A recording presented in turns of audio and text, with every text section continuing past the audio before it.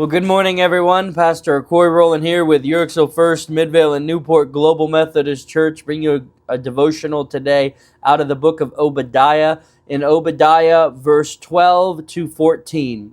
You should not have gloated when they exiled your relatives to distant lands. You should not have rejoiced when the people of Judah suffered such misfortune. You should not have spoken arrogantly in their times of trouble. You should not have plundered the land of Israel when they were in such calamity. You should not have gloated over their destruction when they were suffering such great calamity. You should not have seized their wealth when they were suffering such great calamity.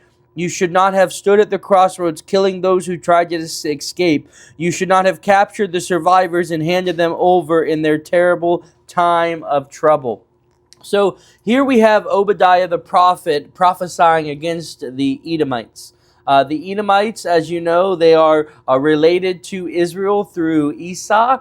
Esau was the brother of Jacob, so they are kind of like distant relatives. And the Edomites and the Israelites have had a checkered history. And here we have Obadiah prophesying against the Edomites for the fact that they took advantage of Israel or they took advantage of Judea specifically. Remember, by this time there were the two nations, the northern tribes of Israel and then the two southern tribes of Judea.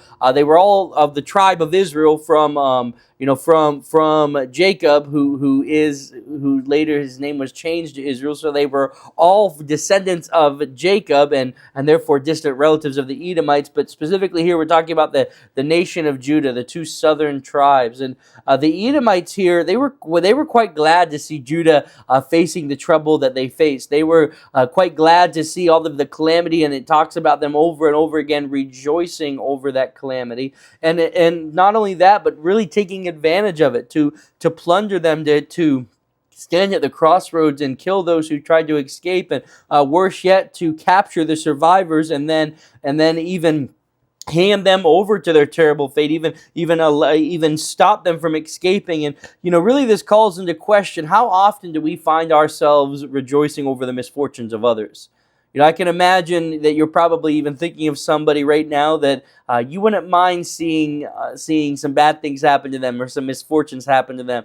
Maybe you have your reasons for that, and maybe you are kind of fuming over maybe successes that they are having, or maybe the fact that they kind of maybe throw success in your face sometimes. And there could be multiple reasons, and maybe you think they're justifiable reasons. But we are never called to rejoice over those who fall into misfortune. In fact, the book of Proverbs, in Proverbs 27 Proverbs 24 verse 17 tells us that we should not rejoice when our enemies encounter misfortune.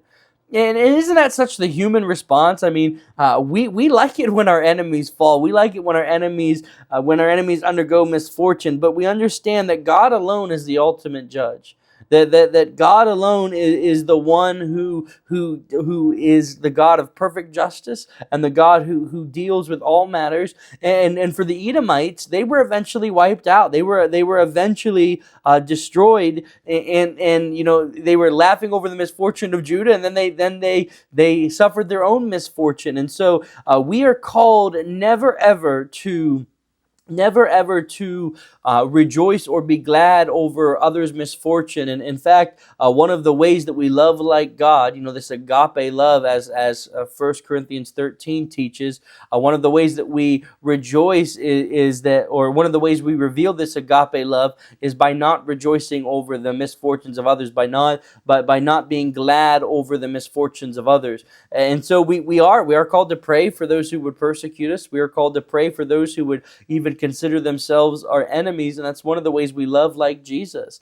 Because as Jesus said, if we only love those who love us, what reward is there in that? And so I would encourage you today to don't give into that sinful nature that says, ooh, let me rejoice when something bad happens to others. Let me rejoice when somebody else is getting in trouble. Let me rejoice when somebody else is having that misfortune on them. And most of the time, maybe we're just feeling glad that it's not us, but really we should pray for those who are undergoing misfortune and not seek to take advantage of them as the Edomites did, but seek to help them out, seek to help those who are going through misfortune. And in that way, we love like Jesus. Amen.